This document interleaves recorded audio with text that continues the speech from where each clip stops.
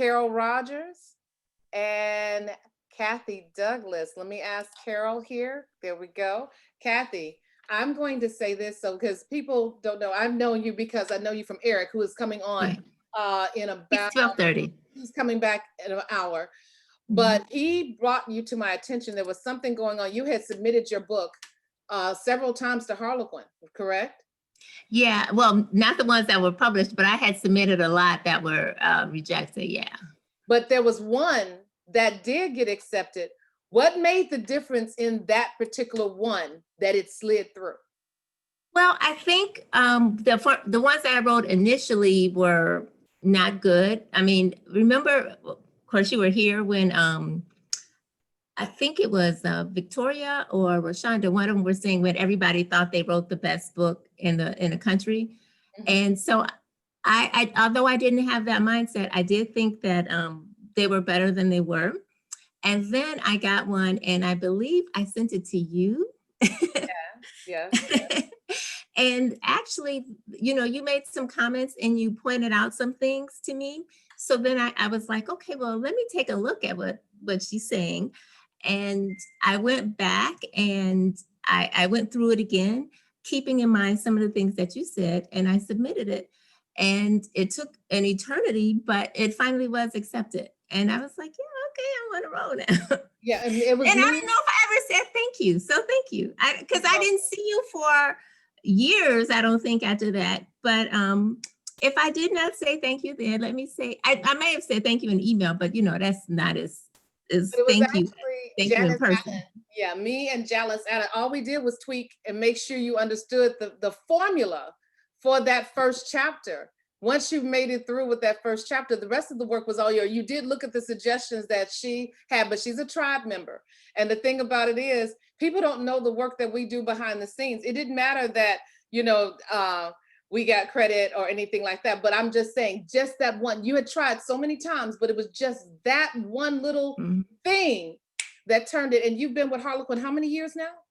I sold in 2016, but remember, I think this must have been like 2014 or something when we were dealing, because it took like 22 months from the time I submitted it until the time I actually got an offer.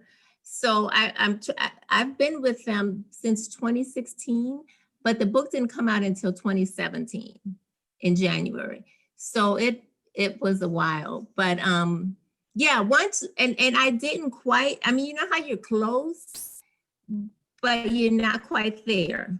And that's how it was. I was close, but I didn't quite have I didn't have everything. But once, you know, you looked at it and made some suggestions, told me a few things, I was like, oh, okay.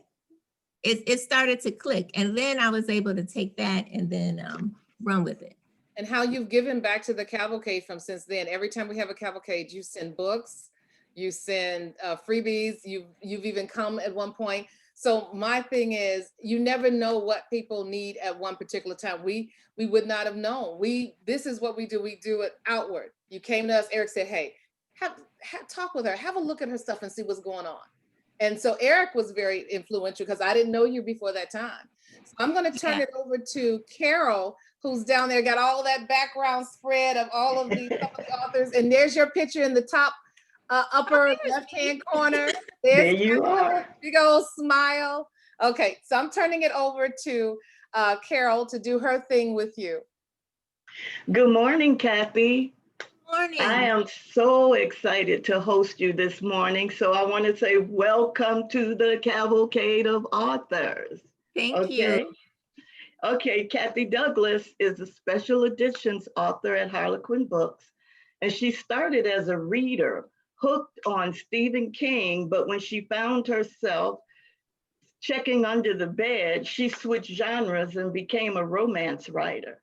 She writes novels about sweet small towns with happy endings, and her latest book, The Maverick Babies Arrangement, was just released last month, September 2020. All right. Now you are a Harlequin Special Editions author. Can you explain to us what that means? Okay, well, Harlequin, sure. Harlequin has a lot of different lines. They used to have Kamani, which is where most of the Black authors wrote. Then they have like just a regular romance or desire, which is where Reese and Naoma and a couple of other people write. They have different lines, and they have different, each line has like an expectation of what the book is like. Like in the Harlequin desire ones, you're gonna have like glamour and it's gonna be sexy and spicy. And then the ones that I write, the Harlequin special edition, not so much glamour. It's more family oriented. You'll see more families. You'll see, they can be in big cities, but most of them are small towns, and they're not as spicy, not as sexy. Mine are closed door or, no sex at all type. I just am not good at writing sex scenes, so I don't even try. So each one is different. So it's still under the Harlequin umbrella. It's just that you have a different expectation with each line.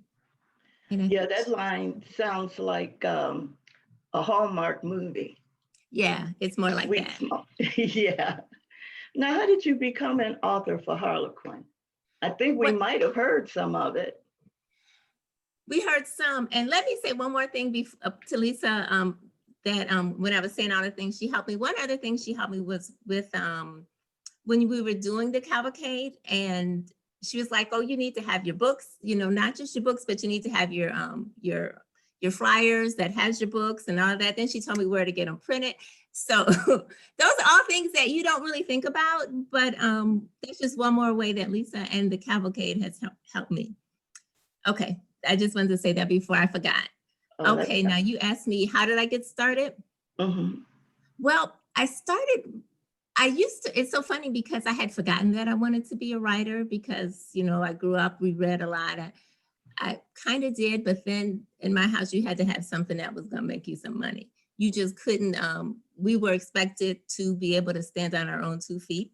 And so I went to law school. Although I did want to be a lawyer, don't take that the wrong, I did want to be a lawyer. So I became a lawyer. I practiced for a while, got married, had a couple kids, and I wanted to stay home with my kids. And so I started reading when my kids were like 2 and 3 and 4. They were in preschool for a couple hours a day for 4 days a week. And so then I started reading, and I read a lot of Harlequins, and I was like, well, I could probably write a book.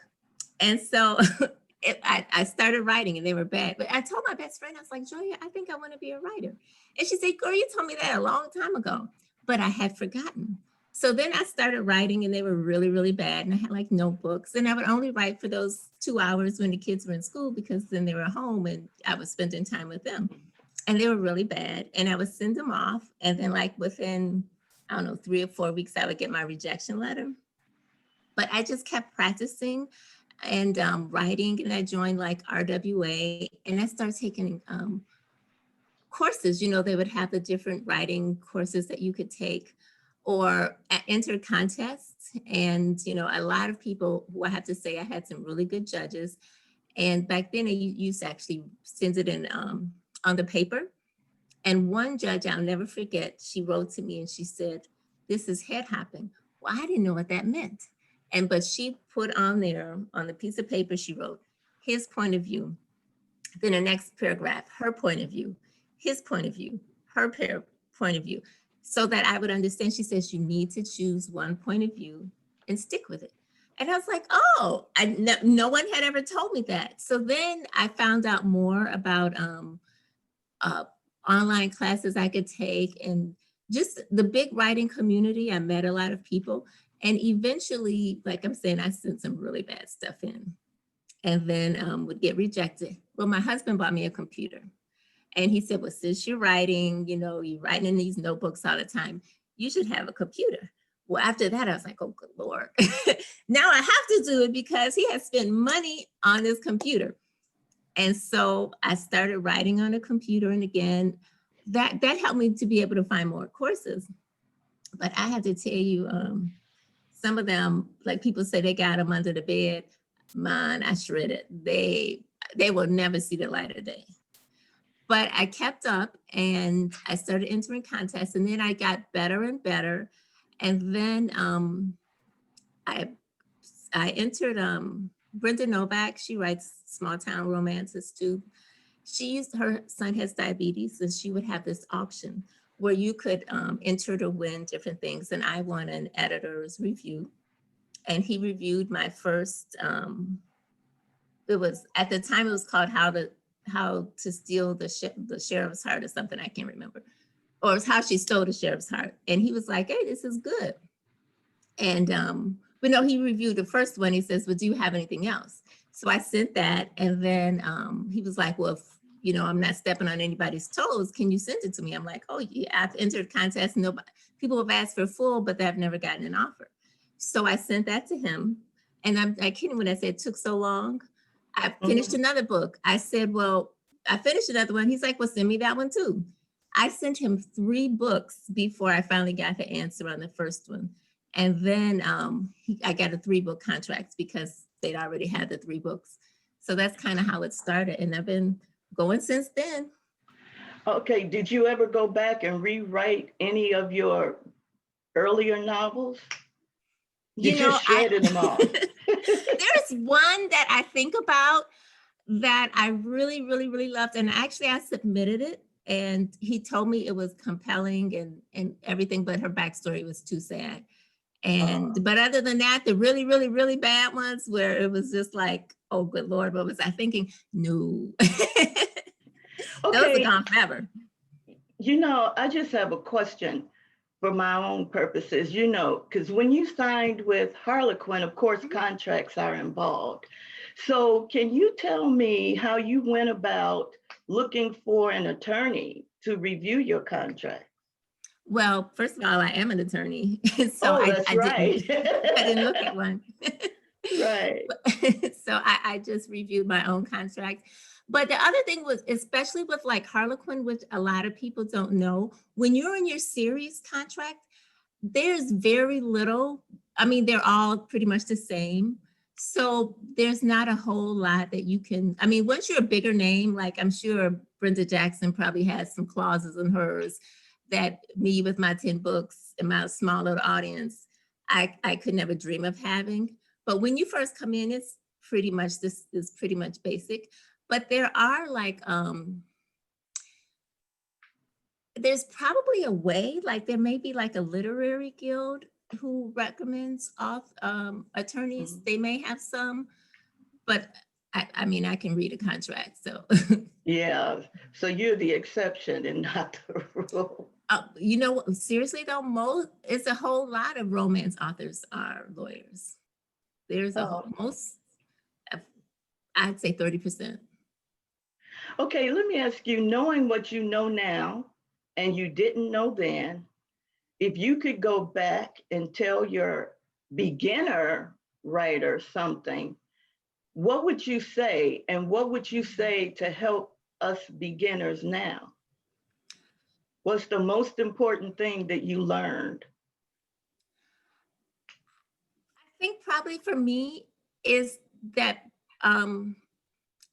what works for one person isn't gonna work for everybody. Like when I first started, there were all of these, oh, you need to write every day and you have to do this, you have to do that. And so I was trying, but I had like 2 kids and I still have 2 kids, but they're older now. And then I can't write every day. And when people, I mean, I write 5 days a week, but on the weekends, unless I'm like brushing up against that deadline, I don't do it. And I barely turn on my computer. But I think it has to be what works for you. And a lot of people mean well.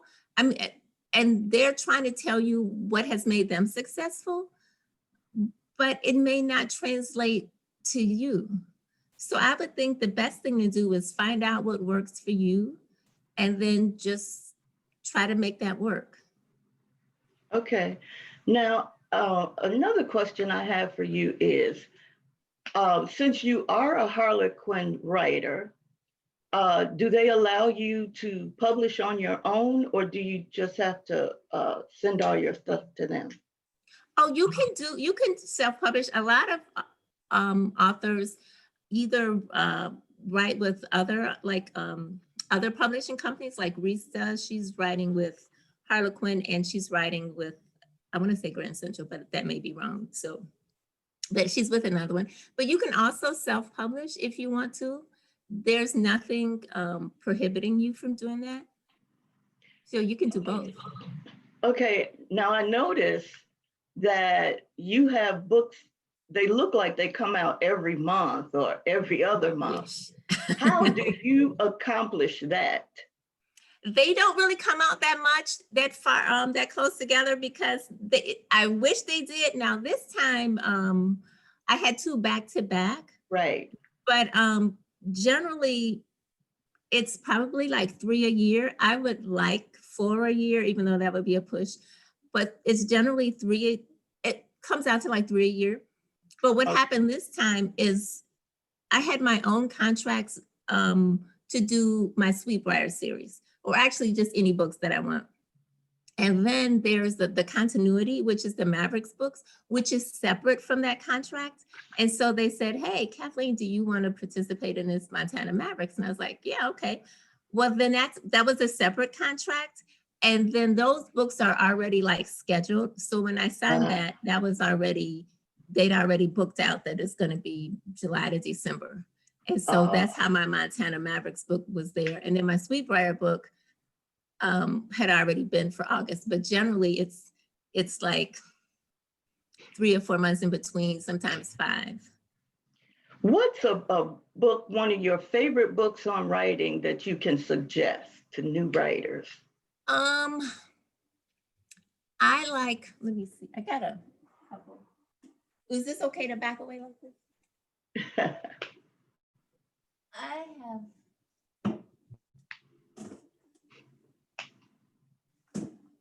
I have a couple, and then there's one that I have, it's. Well, you could just give us the couple. Okay, yeah, this is Goal, Motivation, and Conflict. This is the one that really helped me a lot when I was writing, when I first started writing, because I didn't have a reason for people doing things. They were just like, my first heroine was madly in love with the guy at the beginning. It's like, okay, there was nowhere for that to go. But Goal, Motivation, and Conflict by Deborah Dixon, I'll put that up there, is a really, that's probably the best one that I have used. And then I've used other ones that like, I use sometimes like that have to do more with characters and developing and how they interact with each other. But this is probably the best one. Okay, now for new readers, people who are new to you, what book would you suggest that they start reading that best shows your writing skills? Well, I guess I could say start at the beginning with How to Steal the Lawman's Heart. And I think I have that one. Sorry about this. This is my favorite though. I have to say I love Winning Charlotte back. But the first one, How to Steal the Lawman's Heart, I like that one too. So either that one, if you want to start at the beginning, because it is a series, but each book stands alone. So if it's something about a book that you don't particularly like you like, oh, I hate Enemies to Lovers, or I hate Second Chance Romance, whatever, then you can read them in any order. You can skip the ones that you don't like. But this is my all-time favorite, because Charlotte is just, she's not a sweet person on the outside, but she really is. So hold the book up one more time so we can get a good visual on that. Okay, this is the first one, How to Steal the Lawman's Heart. So if you're a beginning person, and this is just my favorite, although you're not supposed to have favorites like kids, but this is kind of my favorite. But here, let me put something on the screen really quickly. This is, I think this is your latest. Yeah, this is the latest one, the Montana Mavericks, the Mavericks Baby Arrangement. This is the Montana Mavericks book, which is a multi-author continuity. So there's going to be 5 other authors writing in this series. Now, each book does stand alone, but there's like this overarching mystery of what, there's a baby who is still alive or something like that. But each book does stand alone. Okay, last question. Sure. Did you ever go back to reading Stephen King? I have not. And you know what? I can't even watch scary movies anymore. I can't, I'm just too scary. And once I mean, I was stopped before I had kids, but once I had my sons, I don't even want to think about the horrors that are in this world because my heart can't take it. So I just want to think that everything is all well and good and sweet and happy. So no, Stephen King is off my radar.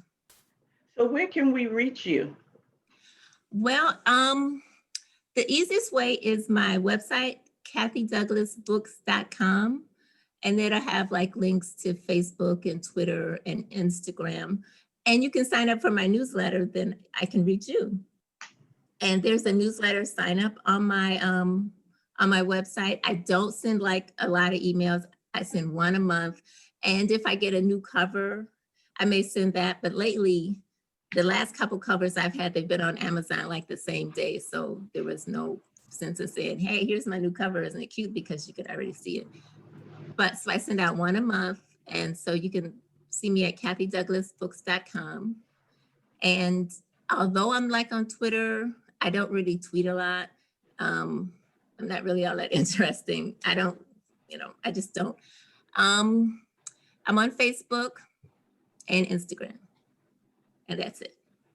Okay, someone said, Kathy, I love the covers on your books, so homey, so Hallmark. Aren't And then beautiful?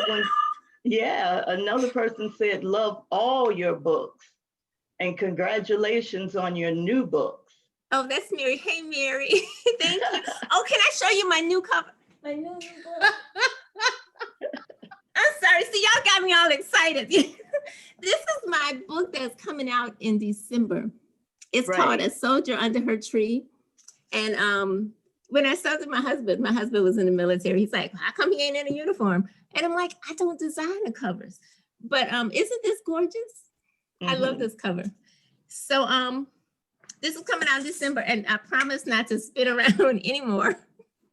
See, they should never give me a chair with wheels on it because I can't control myself. I was being so calm at the beginning, but now I'm like, oh.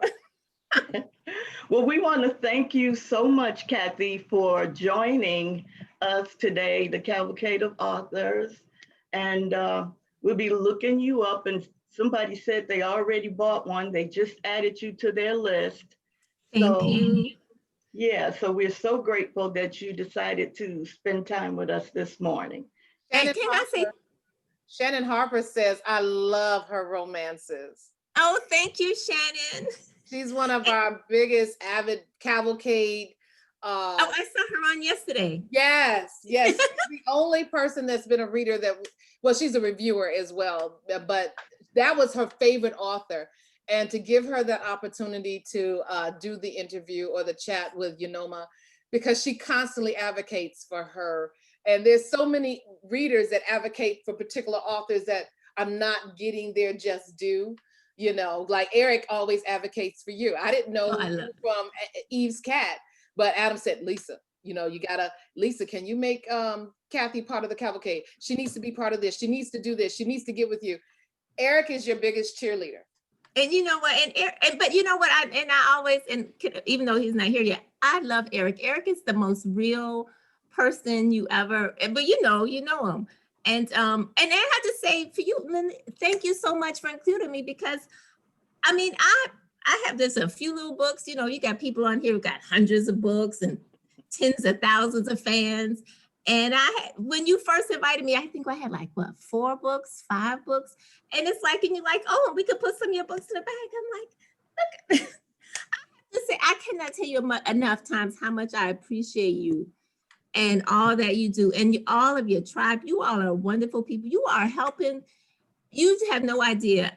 When Lisa said you want to be in, I was like, I can be in the Cavalcade. And they invited me to the dinner last time. I am a true fan and supporter. And if there's ever anything, even with my little career that it is, just let me know.